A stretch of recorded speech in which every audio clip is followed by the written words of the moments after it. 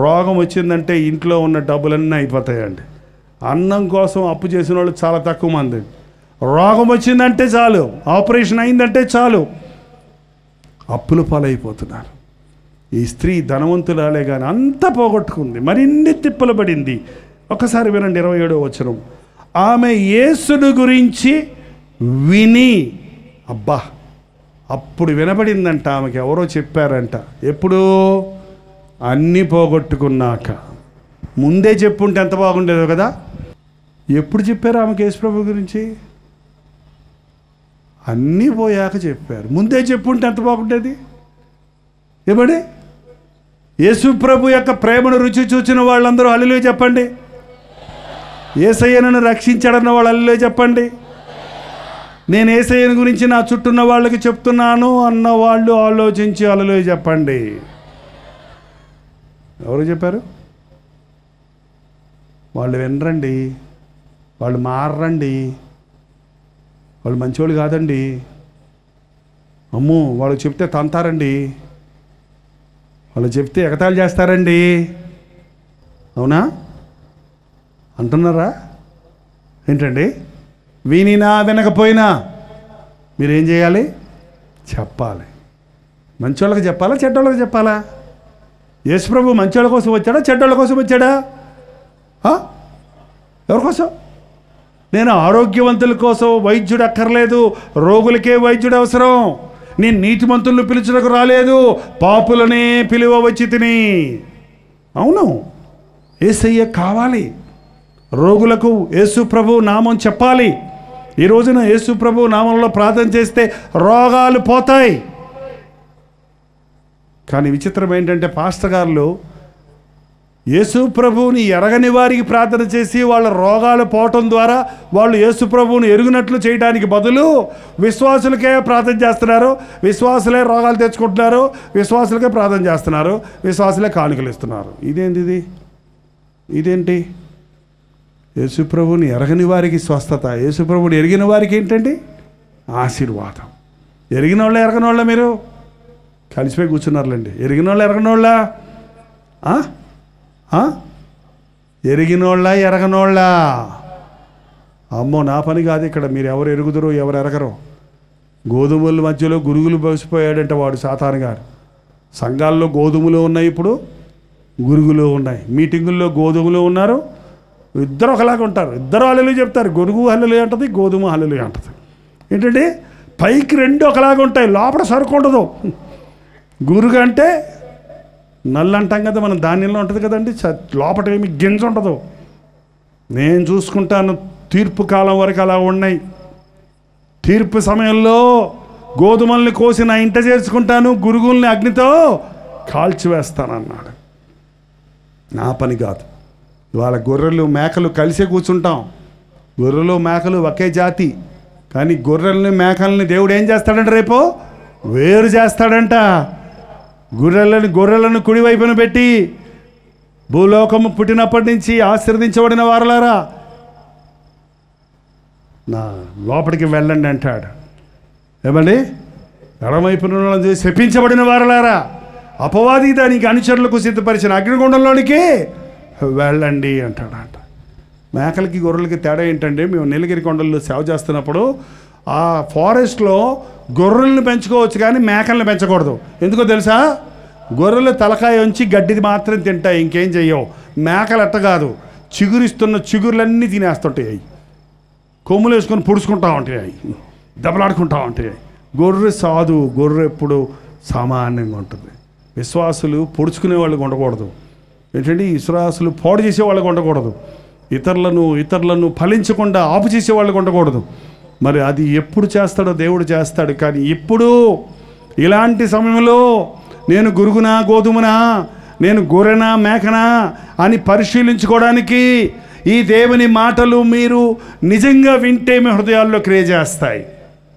యేసు ప్రభు పాపులను వెతికి రక్షించుటకు వచ్చాడు. నీవు విశ్వాసమైన తర్వాత నీ పని ఆత్మలను సంపాదించే పని.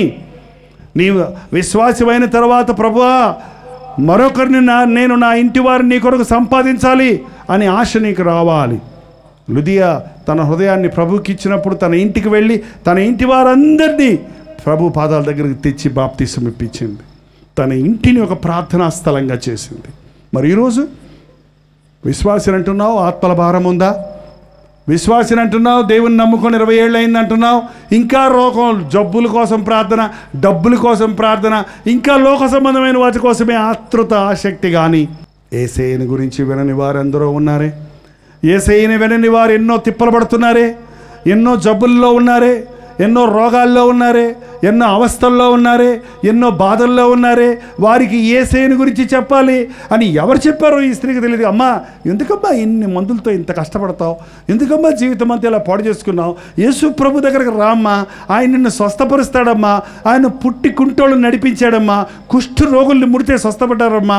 ఆయన అన్ని నానా విధమైన రోగముల నుండి మనుషులను స్వస్థపరుస్తున్నాడు. ఆ యేసయ్య రక్షకుడమ్మా, నిన్ను స్వస్థపరచువాడమ్మా, రామ్మా అని ఎవరో చెప్పారంట. ఆ యేసయ్యని గురించి విని, నేను ఆయన వస్త్రము మాత్రము ముట్టిన బాగుపడుదును అనుకొని, ఆమె అవతారం ఎట్టుందంటేనండి, మన దేశంలో కడగా ఉన్న వాళ్ళని ముట్టుకోకూడదు అంటారు అసలు కదా. ఆ రక్తస్రావంతో ఉన్న స్త్రీని అందరూ లోకుగా చూస్తారు, జనంలోనికి రానివ్వరు. కాబట్టి ముందుకు పోవడానికి ధైర్యం చాలక ఆ వెనకతొట్టుగా ఆ దేక్కుంటూ పాక్కుంటూ యేసు ప్రభు ఉన్న దగ్గరికి వెళ్ళి ఆయన అంగీనట్ట ముట్టుకుందంటండి. ముట్టుకున్న వెంటనే ఏం జరిగిందో తెలుసా మీకు? వెంటనే ఆమె రక్తధార కట్టెను గనుక తన శరీరములోని బాధ నివారణమైనదని గ్రహించుకొనెను. ఎంత అద్భుతం! 12 సంవత్సరాలు మందులు, డాక్టర్లు చేయలేని స్వస్థత ఒక్క క్షణంలో, ఒక్క ముట్టుదలతో స్వస్థత కలిగింది. నిన్న నేడు నిరంతరము యేసు ప్రభు ఏకరీతిగా విశ్వాసముతో ఈరోజు నీవు ప్రభువును ముడితే నీకు సంవత్సరాల తరబడి ఉన్న రోగాలు, బలహీనతలు విడిపించబడతావు. ఒక స్త్రీ 18 ఏళ్ల నుండి నడుమొంగిపోయిందట. ముసలామ కాదు ఆమె నడుమొంగిపోయింది. సైతాను బెండ్ చేసేసింది. 18 ఏళ్ళ నుంచి వంగిపోయింది. ఆమె కూర్చొని ఉంది. యేసు ప్రభు చెప్తూ అంతమందిలో ఆమెను చూశాడు. అమ్మా రమ్మని పిలిచాడు. ఆమె అక్కడి నుంచి లేచి గూనితోటి నడుచుకుంటూ ప్రభు దగ్గరకు వస్తే ప్రభు ఆమె మీద చేతులుంచగానే ఆమె చక్కగా నిలబడి ప్రభువును స్తుతించింది. 18 సంవత్సరాలు ఎవరు విడిపించలేని వ్యక్తిని ప్రభు స్వస్థపరిచాడు. ఆ బెతెస్దా కోనేరు దగ్గర 38 చెప్పండి, ఎన్ని సంవత్సరాలు? 38. పర్వాలా, బైబిల్ తెలుసు. 38 సంవత్సరాల నుంచి పడుకొని ఉన్నాడు. అందరూ దూకేస్తున్నాడు, స్వస్థపడి వెళ్ళిపోతున్నాడు. వాడు పడుకునే ఉన్నాడు. 38 ఏళ్ళు బెడ్ సోర్స్ చేసి ఉంటాయి బాడీ అంతా. 38 ఏళ్ళు. ఏమయ్యా స్వస్థపడి కూర్చున్నావా? నాకు ఎవ్వరు లేరయ్యా, ఆ నీళ్ళల్లో పడేయడానికి నాకు ఎవరు లేరయ్యా. అందుకే కదయ్యా నేను వచ్చానయ్యా, అందుకే కదా నేను వచ్చాను. లే పరిపెట్టుకొని నడుమంటే 38 సంవత్సరాల పడకలో ఉన్నవాడు వాడు దిగ్గుడు లేచి తను పరిపెట్టుకొని నడిచాడండి. ఏంటండి, ఎన్ని సంవత్సరాల నుంచి నిన్ను పాపం కట్టిపెట్టుందో, ఎన్ని సంవత్సరాల నుంచి ఏ విధమైన రోగానికి నీవు కట్టుబడి ఉన్నావో, ఎటువంటి త్రాగుడుకు బానిసగా ఉన్నావో, పరస్త్రీ వ్యామోహంలో 10 సంవత్సరాలుగా కట్టబడి ఉన్నావేమో, త్రాగుడు మత్తుతో 18 సంవత్సరాలుగా విడుదల పొందలేక నిన్ను నీవు నాశనం చేసుకుంటూ ఉన్నావేమో, ఏదో ఒక బాధతో, ఒక దుఃఖంతో, ఒక వ్యాధితో నీ బ్రతికంత వృధా అయిపోతూ ఉందేమో. ఒక అద్భుతాన్ని చేయగలిగిన దేవుడు ఈ రాత్రి మన మధ్యలో ఉన్నాడు. నీకు విశ్వాసం ఉంటే, నీవు ఆయన మాట విని విశ్వసిస్తే, నువ్వు ఆయన పాదముల దగ్గరకు వస్తే, ఆయన్ని ముడితే వెంటనే ఆమె స్వస్థత పొందింది. ఆయన యేసుప్రభు అర్జెంటుగా ఆ యాయిరు కుమార్తె చచ్చిపోయింది, చావు బతుకుల్లో ఉంది, మా ఇంటికి వచ్చి ప్రార్థన చేయమని అడిగాడు ఆయన. అక్కడికి అర్జెంటుగా వెళ్తున్నాడు ఆయన. ఇంకొంచెం లేట్ అయితే అక్కడ అమ్మాయి చచ్చిపోద్ది. అలా అర్జెంటుగా వెళ్తున్నప్పుడు ఈమె అడ్డంగా వచ్చి ఆయన వంగి పట్టుకుంది, వెంటనే స్వస్థత పొందింది. ప్రభు ప్రభావము తనలో నుండి వెళ్ళుట చూచాడంట. ఆగి ఎవరో నన్ను ముట్టారు అన్నాడంట. పక్కన ఉన్న పేతురు గారు అంటారు, ఏంటన్నా ఏంటి యేసు ప్రభా, అందరూ నీ మీద పడిపోతుంటే, గుంపులందరూ నీకు తగులుతుంటే ఎవరో ముట్టాడంటావేంటి? అందరు తగులుతున్నారయ్యా, కానీ నన్ను ఎవరో విశ్వాసంతో ముట్టారయ్యా. మీటింగులకి రావటం ఒకటి, యేసయ్యను ముడతాం ఒకటి. అందరూ మీటింగ్లో ఉంటాం, అందరం స్వస్థపడం, అందరూ మీటింగ్కి వస్తాం, అందరూ యేసు రక్తమే చేయమని పాట పాడతాం, కానీ అందరికీ విడుదల రాదు. ఎవరు విశ్వసిస్తారో, ఎవరు ఆయన్ని ముడతారో, ఎవరు ఆయనకి సమర్పించుకుంటారో, ఎవరు తమ స్థితిని దేవునితో చెప్పుకుంటారో వాళ్ళకే స్వస్థత. ఆమె ఇంకా భయపడిపోయి నేను దాక్కోలేనని తెలిసి ఆమె బయటికి వచ్చి ప్రభుతో తన సంగతంతా చెప్పింది అని ఇక్కడ మనం చదివాం. మళ్ళీ చదువుతున్నాను మన ప్రసంగ వాక్యం 33వ వచనం. అప్పుడు ఆ స్త్రీ తనకు జరిగినది ఎరిగి భయపడి వణుకుచూ వచ్చి ఆయన ఎదుట సాగిలపడి తన సంగతంతయు ఆయనతో చెప్పాను. అందుకు ఆయన, కుమారి, నీ విశ్వాసము నిన్ను స్వస్థపరిచెను, సమాధానము గలదానివై పొమ్ము, నీ బాధ నివారణ అయి నీకు స్వస్థత కలుగును గాక అని ఆమెతో చెప్పాను. ఆమె ముట్టినంటనే స్వస్థత పడింది కదా, మళ్ళీ నీ బాధ నివారణ అయింది అంటున్నాడేంటి? ఈ రోజున పాస్టర్ గారు ముట్టి స్వస్థత పరుస్తున్నారు, అక్కడితో వెళ్ళిపోతున్నారు అంటే. కానీ ఇక్కడ ప్రభువు ఇంకొక మెట్టు ముందుకెళ్తున్నాడు. యేసు ప్రభు నామంలో ఎవరు ప్రార్థన చేసినా, ఎక్కడ ప్రార్థన చేసినా, ఎవరు ప్రార్థన చేసినా నీకు స్వస్థత మేలు కలుగుతుంది.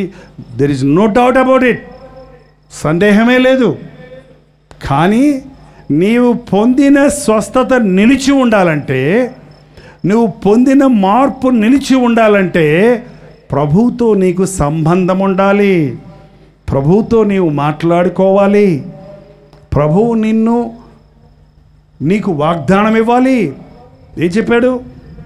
కుమారి, నీ విశ్వాసము నిన్ను స్వస్థపరిచెను.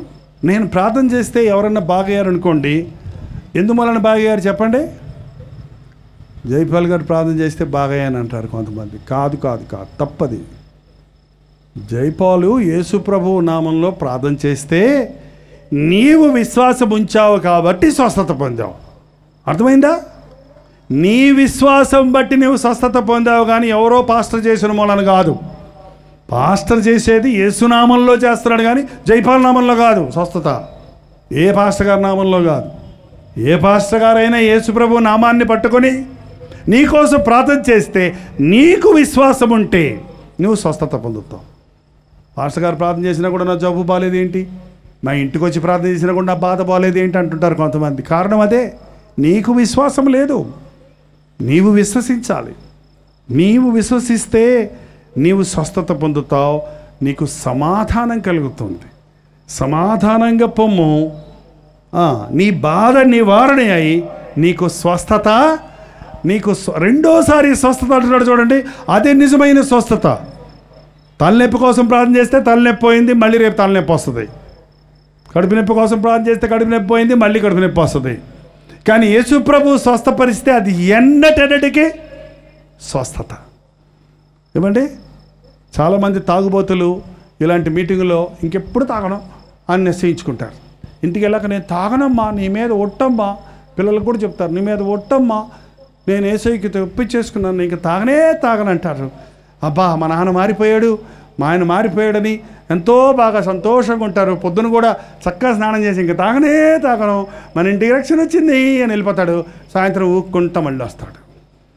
ఏంటండి, ఇలాగ మారు మనసు పొందేవాళ్ళు ఎంతమంది రోజు మారుతారు. వీళ్ళు ఏయా తాగటం మానేసావా అంటే మానేశారన్నా. ఎప్పటి నుంచి? ఇవాళ నుంచి అన్నా అన్నాడు ఒక ఆయన. ఏ రోజు అడుగు ఇవాళ నుంచి మానేనంటాడు ఆయన. అదేంటిది? తాగుతూనే ఉంటాడు, మారుతూనే. ఇది కాదండి యేసు ప్రభు ఇచ్చే రక్షణ.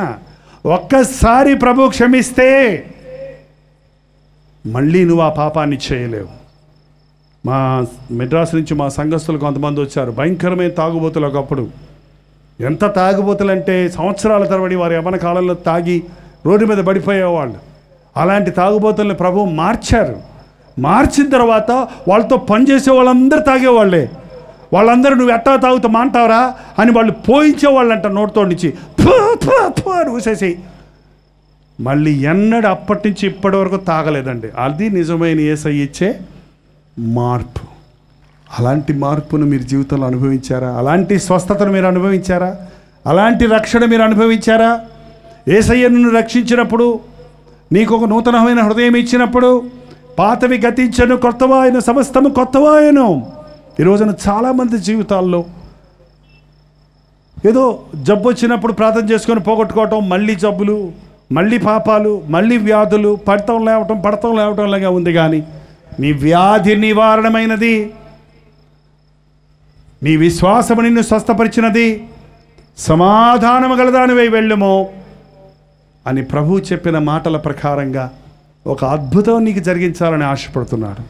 ఈ రోజున మీరు ఎటువంటి పరిస్థితులు ఎక్కడికి వచ్చారో కానీ, మీరు నోరు తెరిచి ఏ తప్పును, ఏ పాపమును, ఏ బలహీనతను దేవుని సన్నిధిలో ఒప్పుకుంటారో కానీ, ఏ వ్యాధితో, ఏ బాధతో మీరు బాధించబడుతున్నారో దానిని దేవుని దగ్గరలో చెప్పుకుంటారో కానీ, దేవుడు ఒక అద్భుతాన్ని చేయాలని ఆశిస్తున్నాడు.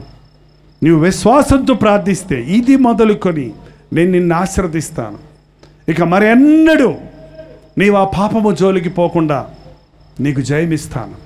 యేసయ్యలో ఉన్న గొప్పతనం ఏంటంటే, ఇంతవరకు మనం చేసిన పాపాలు క్షమిస్తాడు, ఇకెన్నడూ పాపము చెయ్యకుండా శక్తినిస్తాడు. అర్థమైందండి నా పాయింట్? పాపాలు క్షమించడం మాత్రమే కాదు ప్రభు చేసేది, మళ్ళీ చేస్తుంటే మళ్ళీ క్షమించడం మాత్రమే కాదు, పాపములన్నీ క్షమిస్తాడు, పాపము చెయ్యకుండా ఉండడానికి శక్తిని ఇస్తాడు. నా యవ్వన కాలం అంతా యేసయ్యను వెంబడించానండి. ఈ లోకం మీద, పాపం మీద నాకు ఆశ కలగలేదు. నా యేసు ప్రభు సేవలో ఉన్న మాధుర్యం, ఆనందం, తృప్తి, సమాధానం లోకంలో ఉన్నది అని తెలుసుంటే నేను ఎప్పుడో యేసయ్యను విడిచిపెట్టి దానికోసం వెళ్ళి ఉండేవాడిని. కానీ యేసయ్య ఇచ్చే తృప్తిని అనుభవించిన వాడు, సమాధానం అనుభవించిన వాడు, జయ జీవితాన్ని అనుభవించిన వాడు ఇకనో పాపమో చేయడు. యేసుప్రభు స్వస్థపరిచిన వాళ్ళతో అదే మాట చెప్పాడు, అమ్మా నేను నీకు శిక్ష విధించను, ఇకనో వెళ్ళి పాపమో చేయకము. ఆ బెతెస్దా కోనేరు దగ్గర ఆ 38 సంవత్సరాలు పడుకున్న వాడిని తర్వాత దేవాలయంలో కనుగొని, మరింత కీడు నీ మీదకు రాకుండానట్లు ఇక నువ్వు పాపమో చేయకము. ఈ రోజున నీ జీవితంలో ప్రతిరోజు ప్రార్థన చేయించుకోవటం, ప్రతి సంవత్సరం ప్రార్థన చేయించుకోవటం, ప్రతి వారం ప్రార్థన చేయించుకోవటం, పాపాలు ఒప్పుకోవటం చేయటం లాగా ఉందా? లేక నా యేసయ్య నా పాపాన్ని క్షమించాడు, మరలా ఆ పాపము చేయకుండా నాకు జయమిచ్చాడు, నా రోగాన్ని స్వస్థపరిచాడు, నాకు ఇప్పుడు ఆరోగ్యం ఉన్నది అని చెప్పగలిగిన సంపూర్ణమైన, పరిపూర్ణమైన రక్షణ అనుభవము, స్వస్థత అనుభవము పొందారా? ఈ రాత్రి యేసయ్య ఇచ్చే పరిపూర్ణమైన రక్షణ పొంది, సంపూర్ణమైన స్వస్థత పొంది, సమాధానంతో నేను నా ఇంటికి వెళ్ళాలని ఆశపడుతున్నాను అన్నవాళ్ళు మనస్ఫూర్తిగా విశ్వాసముతో అర్థం చేసుకుంటూ హల్లెలూయా చెప్పండి. ఎందుకు చెప్పమన్నాను? ఈ రాత్రి సమాధానంతో, పరిపూర్ణ స్వస్థతతో, పరిపూర్ణ రక్షణతో, సమాధానంతో నా ఇంటికి వెళ్ళాలి అని ఆశపడుతున్నాను అన్నవాళ్ళు మాత్రమే హల్లెలూయా చెప్పండి. నిజమా? ఆమె ఇంట్లో యేసుప్రభు నమ్ముకున్నానని ఇంట్లో కూర్చుంటే ఆమెకు స్వస్థత వచ్చేదా? ఇంతమంది మనుషుల మధ్య నేను ఎట్ట దూరి వెళ్ళేది, అందరు నన్ను తొక్కుతారు కదా, కాళ్ళు వేసి తిడతారు కదా అంటే ఆమె స్వస్థత పొందేదా? యేసుప్రభు నన్ను చూసి చిచి దరిద్రాలా అని తిడతాడు, ఏ ముఖం పెట్టుకొని వెళ్ళను అని సిగ్గుపడి ఉంటే స్వస్థత పొందేదా? విశ్వాసంతో వెళ్ళింది, ప్రభువును ముట్టింది, స్వస్థత పొందింది. ఈ రాత్రి ప్రభువు నిన్ను ముట్టాలని ఆశపడుతున్నాడు. నువ్వు ఆయన్ని ముడితే నీవు గొప్ప స్వస్థత పొందుతావు, రక్షణ పొందుతావు. నీ కట్టేదో కానీ, నీ జీవితంలో సాతానికి కట్టిపెట్టిన కట్టేదో కానీ ప్రభు ముట్టితే ఆ 38 సంవత్సరముల నుంచి ఉన్నటువంటి కట్టు, పాప బంధకముల నుంచి నువ్వు విడిపించబడతావు, తీరని నీ రోగము నుండి స్వస్థపరచబడతావు. దయచేసి తలలు వంచండి, ప్రార్థన చేసుకుందాం. ఇదే రక్షణ దినము. 18 ఏళ్ళు గడిచిపోయినాయి, 38 ఏళ్ళు గడిచిపోయినాయి, 12 సంవత్సరాలు అయిపోయినాయి. ఇంకా నీవు మారుమనసు పొందవా? కోతకాలం గతించిపోయింది, గ్రీష్మకాలం జరిగిపోయింది, మనం ఇంకనూ రక్షణ పొందకయే ఉన్నాము. సంవత్సరాలు గతించిపోతున్నాయి, పాప బంధకాల నుంచి విడిపించబడకుండా సభలకు వచ్చి వెళ్ళిపోతున్నావే కానీ నీ సమస్యల నుండి పరిష్కారం పొందడం లేదే. ఈరోజు నిన్ను ముట్టాలని, నిన్ను స్పందించాలని, నిన్ను విడిపించాలని నీ యేసయ్య నీ ముందు నిలబడి ఉన్నాడు. యేసయ్యా, నన్ను ముట్టునాయనా, నన్ను స్వస్థపరచునాయనా, నా పాపముల నుండి నన్ను విడిపించు, నా రోగముల నుండి నన్ను స్వస్థపరచు, నా సంకటాల నుంచి నన్ను విడుదల దయచేయి అని నోరు తెరిచి ప్రార్థన చేయండి. ప్రార్థన. పరిశుద్ధుడా, ప్రేమగల తండ్రి, మా మధ్య నీ పరిశుద్ధాత్మను కొమ్మరించినందుకు వందనములు నాయన. ప్రతి వారిని ముట్టాలని, ప్రతి వారిని విడిపించాలని, ప్రతి శాపమును కొట్టివేయాలని, స్వస్థపరిచి రక్షించి సమాధానముతో నింపి నీ సాక్షులుగా మేము బ్రతికింపజేయాలని మా పట్ల నీవు ప్రేమ కలిగిన వాడిగా ఉన్నందుకై వందనములు నాయన. ఏ వ్యక్తి అయితే తన చేతిని చాపి యేసయ్యా నన్ను ముట్టు, నా బాధిది, నా వ్యాధిది, నా సమస్యది, నా కుటుంబ పరిస్థితి ఇది, నా ఆర్థిక పరిస్థితి ఇది, నాకు సహాయం చేయని నీకు మొరపెట్టుకుంటున్నారో నీ గాయపడిన హస్తమును చాపి అట్టి వారిని ముట్టునాయన, అట్టి వారిని ముట్టునాయన.